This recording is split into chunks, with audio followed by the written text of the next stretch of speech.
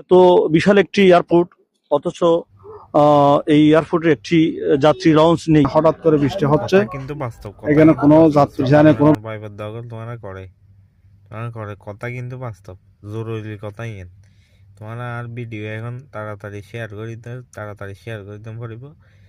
চট্টগ্রাম বিমানবন্দরে মানে সংস্কার কর্ম ঘটিবে, এটা বহুত কাম আছে। এটা আরা মানে এটা যখন বৃষ্টি পড়ে তখন মানুষ সবাই ভিজে, কোনো মানে দাঁড়ানোর কোনো এরকম ইয়া নাই। অনেক সুযোগ সুবিধা মানে অনেক বেচুতি আছে এখানে, মানে মানুষ ভোগান্তিতে পড়ে। ঠিক আছে, এগুলো নিয়ে কাজ করা পড়িব। তো এমনি জরুরি একটা সংবাদ, এটা মানে জরুরি একটা সংবাদ বলতে পারেন। এটা খুবই তাড়াতাড়ি মানে সংস্কার গ্রহণ করিব। ঠিক আছে, সবাই শেয়ার করেন, চট্টগ্রামের ভাই বোনদের সবাই শেয়ার করেন, আমার ভিডিওটা সবার মাধ্যমে পৌঁছাই দিন, সবাই দেখে যান।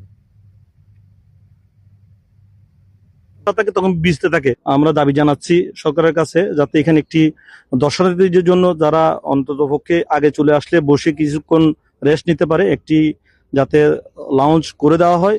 যাত্রীদের জন্য কল্যাণ হবে, যারা দেখতে আসে তাদের জন্য কল্যাণ হবে। আমার চাচাকে নেওয়ার জন্য আসছি, তো এখানে হঠাৎ করে বৃষ্টি হচ্ছে, এখানে কোনো যাত্রী জাহানের কোনো ব্যবস্থা নাই। একটা যদি যাত্রী জাহানির ব্যবস্থা হলে একটু সবার জন্য ভালো হতো।